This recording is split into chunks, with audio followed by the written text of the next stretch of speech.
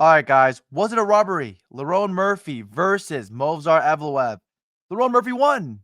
Did Movsar Evloev win or draw? We don't know. I'm going to break it down. I'm going to tell you exactly round by round what happened. Hopefully, you guys enjoy it. Let's start with round one, right? Let's go back actually first before we start the round one. Let's talk about the scorecards. Ben Cartledge, Derek Clearly both score it for Movsar Evloev 48-46. Every single round is the same. They were looking at the same fight. While Clemens Warner obviously saw something different in the first round, and everything else is the same. So, is the first round the question?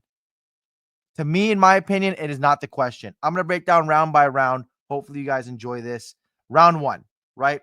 It starts off on the feet. Both fighters are very, very timid. They've trained together before. Again, remember that video or that photo of Movsar Evloev on the ground when Lerone Murphy dropped him 8 years ago, and they were very timid when they first came out, right? Um, they're just skating around. Not both of them not in range. Lerone Murphy's not really a kicker, even though he throws kicks, but he's not really a kicker. His striking is decent. It's not the greatest. It's like average. It's like decent. But I think what makes him good is his volume. And it was hard for him to get volume on Movsar Evloev early because I think he was scared of the takedown. I'm guessing because of the training camps prior, especially 8 years ago, because Movsar was taking him down a lot, especially when Murphy was green to the sport, probably saying, I just got hands and not really any BJJ, not any wrestling. And Movsar Evloev obviously came from a wrestling background in Dagestan. And he just probably just took him down over and over again 8 years ago. And you saw Lerone Murphy be a little bit more timid. He always is on his back foot. He's always backing up. Movsar Evloev um, lands a significant teep kick to the body that actually hurt Murphy. You can see Murphy's his posture a little bit drops. He goes back towards the fence, bounces off the cage, and then he just circles around, angles out for no reason. And then after like 20 seconds of Movsar Evloev living off the hook, then he basically that was basically the round. Movsar Evloev was dictating the striking exchanges also in round one, which was big, right? He was basically telling Lerone Murphy, I'm going to tell you when you can strike me, and I'm going to strike you when I want to. And Lerone Murphy was obliging. He was like, okay, at least you're not taking me down. And Movsar won round one with his pressure. He had nice body kicks, that teep kick that hurt him early. Evloev chose when Murphy would strike an exchange. I gave the fight, or they gave that round to Movsar Evloev 60-40, 60% chance he won that round. 60. I'm like, he won a 60-40. 10-9 round for Movsar Evloev, right? Easy. Okay. That round had not a lot of anything in that round. I know that those significant strike numbers were like 17-9. That's fucking horseshit. Whoever's doing the striking the CompuBox or whatever it's called should get fired, right? Round two, Murphy lands a corkscrew uppercut that was kind of significant. It ended up giving Movsar Evloev a swollen eye, not maybe probably be a black eye later, but obviously it was a really really nice punch. He also was throwing nice calf kicks early. Evloev then landed a big overhand because Murphy started trying to get overconfident, like, hey, maybe this guy's not trying to grapple me. I'm gonna start feeling myself and I'm gonna start going for it. And Evloev just wings a big overhand in exchange. Murphy then stopped being in range, started skirting around the cage again, not doing anything dangerous. And after the halfway through the round, Murphy realized, okay, maybe I'm going to stand my ground. Started pumping the jab more, not backing up in the middle of the cage. Murphy steals a 50-50 round, which it was in the last 40 seconds, where he started throwing a lot of combinations that ended with kicks, a lot of body kicks, and a lot of Murphy's kicks was on the end of his foot, so they're not really significant. So I don't know what they were calling significant, but Murphy did win that round. I say he won that round 55-45. Was a very, very close round until the last 40 seconds where I think he edged him out. So I think it's 19-19. Okay. I think it's 19-19 right there. Round three.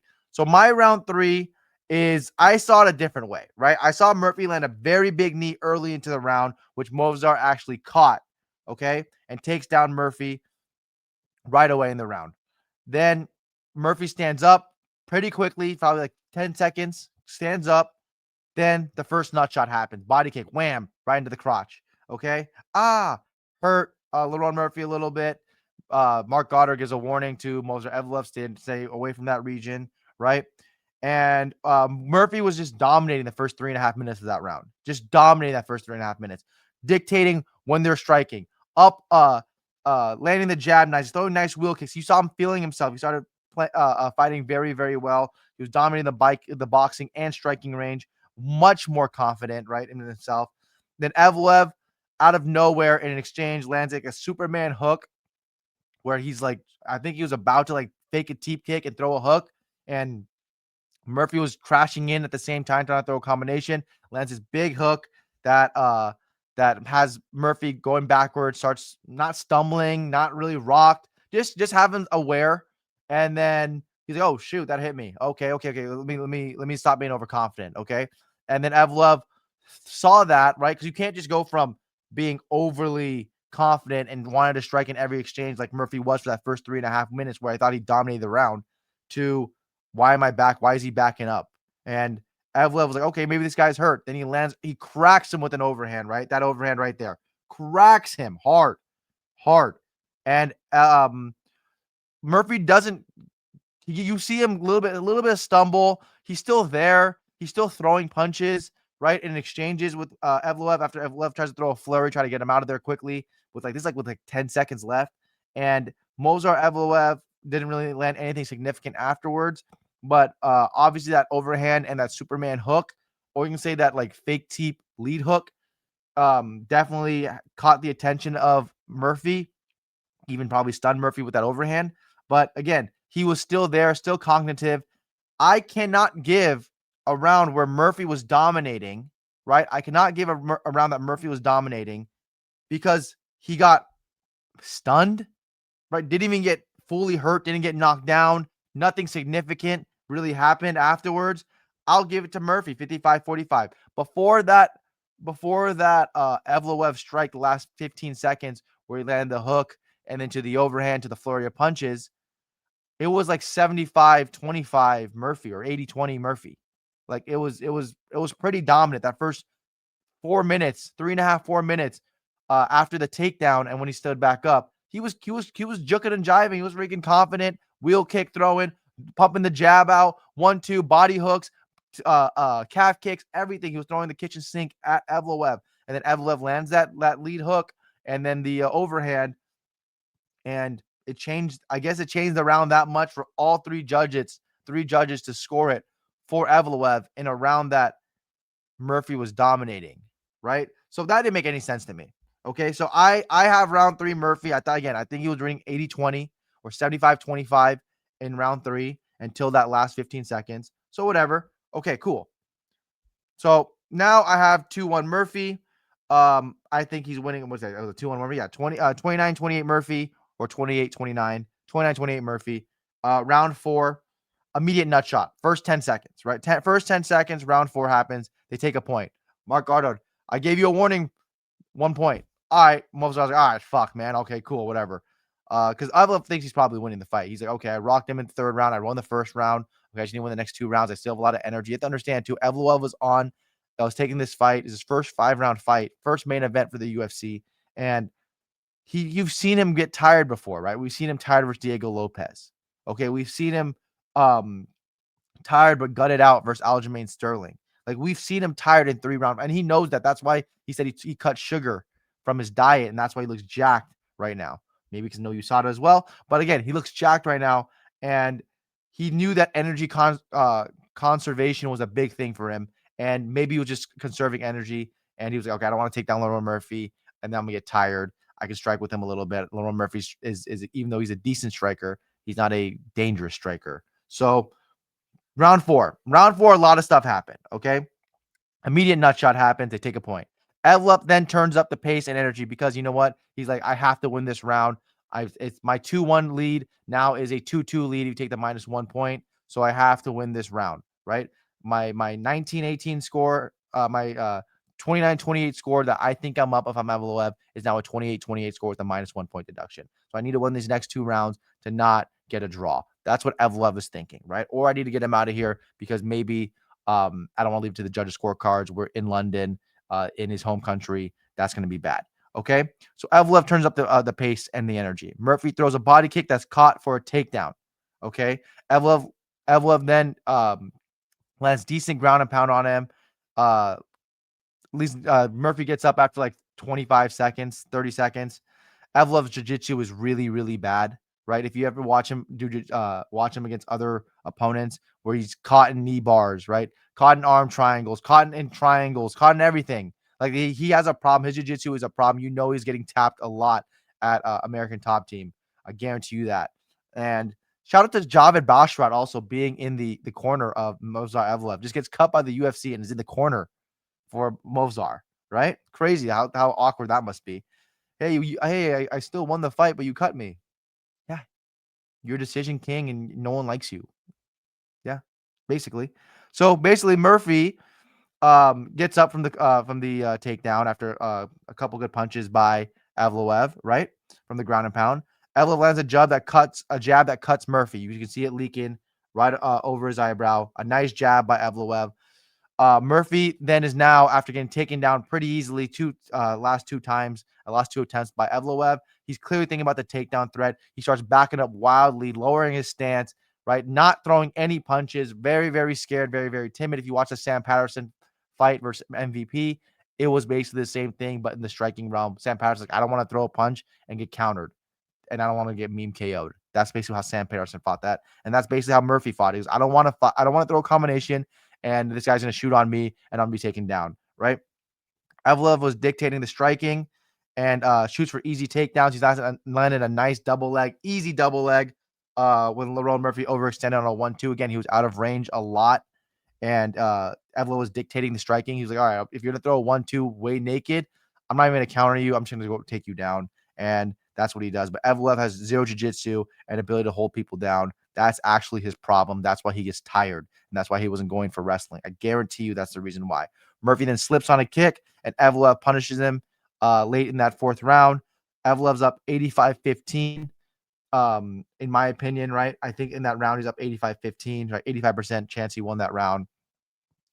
It's like a 99% chance, but 85% chance winning that. But it doesn't matter because a 9-9 round with that nut shot point deduction, that -1 point. So right now I have it 37-38. I have Lerone Murphy up 38-37, right? Or Movsar down 37-38. Whatever you want to look at it, right? Movsar Evloev needs to win the fifth round for a draw or finish him. That's how I looked at it, right? Or Lerone Murphy, you need to win this round to keep your I guess you are still undefeated if you would have had a draw, but you know what? To keep it going, right? That's what I thought. I'm like, okay, the third round was pretty clear for Murphy. The second round was pretty clear. Not pretty clear for Murphy, but clear enough where I'm like, okay, Murphy won this round. He dominated 4 minutes of it. And then it was 50-50 for the first. There was 30 seconds. The first round was 50-50. And then Evloev took him down. And then the last 30 seconds, 20 seconds, Evloev hurt Murphy. But again, you're going to just erase 4 minutes, 4 good minutes of like 80-20 fighting, where this guy's winning 80% of the fight for that 4-minute span, to a 30-second barrage that didn't really, really hurt him. I don't understand it. Round 2, I also gave it to Murphy in a very close round. Won the last 40 seconds. Gave it to him. Round 1, I thought clear, Evloev. Round 5, right? Round 5. Round 5 was pretty easy to score, right? It's not that hard to score. Murphy starts off hot. He said that he, in the corner going into round 5, he said that he popped his hip, right? He complained of his hip injury. His corner thinks it's 2-2. Okay, he thinks it's 2-2, but also with the point deduction, he thinks, okay, the worst thing you can do is draw. And I think Murphy knew that, right? Murphy was like thinking, okay, the worst thing I can do is draw here. Evloev obviously was talking to his corner, like, hey, like puts a pace now on him. Evloev was like, yeah, sure. Like you can tell he was conserving his energy because he'd never been to a 5-round fight. And he knows he gets tired during wrestling. Okay, so you guys, we knew this. This is already established. Round 5. Murphy starts hot, but Evloev stifles offense with 2 body hooks and then a cross, right? So Evloev every single time, and I wish Lerone Murphy would have picked this up. He would lean his head to the right or left, whatever it was, and he would throw a body hook and finish it with a 2, right? He would finish it with 2 every single time. And I'm like, Lerone Murphy, man, well, if he throws a body hook, you have to throw an overhand. You have to throw an overhand. You have to come over the top of the cross. Windmill Deontay Wilder style. Wham! Over the top. Chuck Liddell style. Right? That's what you should have done. Every single time you do that body hook, you're like, okay, this is gonna be a body hook cross. Let me throw this overhand too and try to clip him there. Make him pay for throwing this body hook too over and over and over and over again, right? Evloev's striking was very, very basic. And I think Lerone Murphy didn't want to couldn't capitalize on it because of the takedown defense. I think that's what it was. I think because Murphy's takedown defense was shit. It was terrible. So again, Evloev single leg dumps him 1 minute into the round, right? Takes him down pretty easily. Almost has an arm triangle, but decides not to do it and just try to take his back. But he has zero jiu-jitsu. He tries to put a hook in, and then he only puts in one hook that turns into a grapevine. And it was trash. It was terrible. It was like really, really bad. And Lerone Murphy's like, okay, if you're not gonna put the other hook in and if you're giving me this shitty ass grapevine, I'll just stand up. And that's what Murphy did. Then Murphy got up 2.5 minutes left in the round. In the fifth round, Murphy then lands a clean 1-2.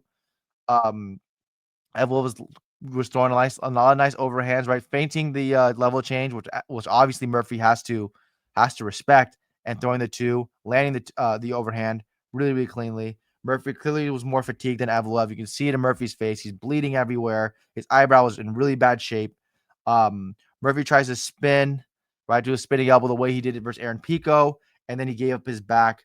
Then he basically got taken down for the entire round after that.